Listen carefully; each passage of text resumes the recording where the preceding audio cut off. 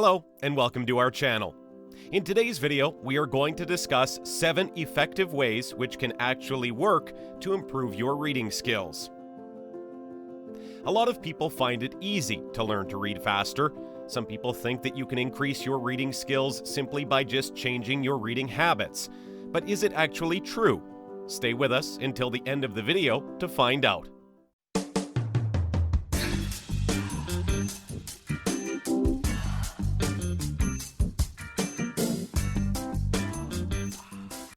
Number 1. Understand the type of text. Ask yourself, what type of work am I reading? Is it information-based, like a newspaper, textbook, or manual? Or is it more creative, artistic, like a novel or short story? For instance, if you're reading to follow instructions, like a recipe or assembly guide, you'll need to understand the exact meaning of each step. If you're reading a text that has lots of information, like a textbook, then you'll be reading most of all for new information on things you don't know or understand.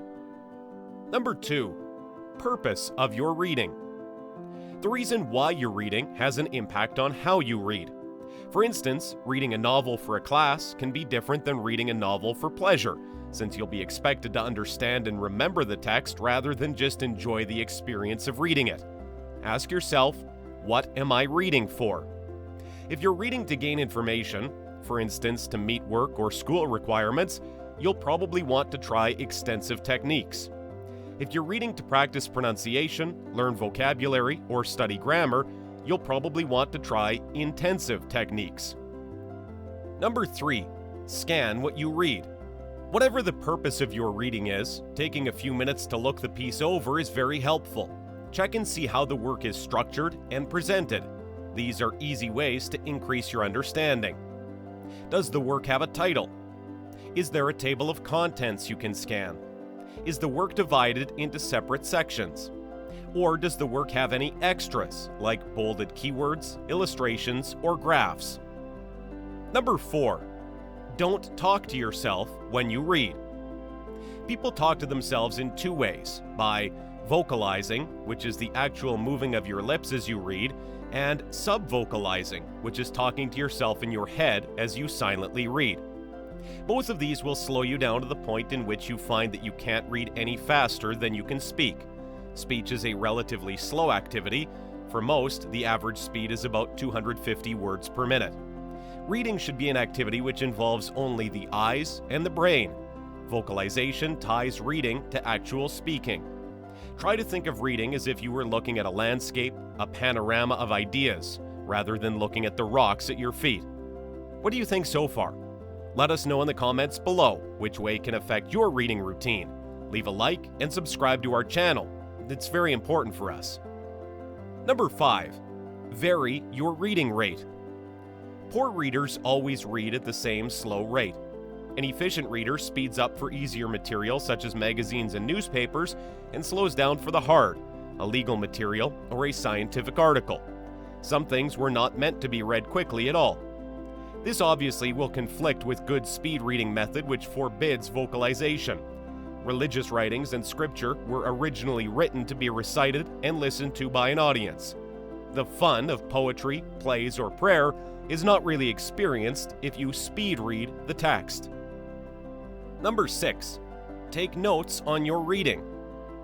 If you want to read to understand something on a deeper level, like studying a textbook, it helps to read more actively. Keep a notebook out and make notes on important things you notice as you read. For instance, you can make bullet points to summarize every time you come to a major idea. If there are key terms or dates in whatever you're reading, make a note of those. If there are parts you don't understand, write down the questions you have and come back to them later. Annotate your reading. If you're able to write in or mark up whatever it is you're reading, this can also help increase your understanding. For instance, you can underline or highlight important passages. You could also try things like circling key terms and writing notes in the margins. Number 7. Identify keywords and concepts. When you encounter a word or concept that seems essential to a text's meaning, make a note of it. If you are reading a textbook, these might even be set apart in bold print or in a separate vocabulary section.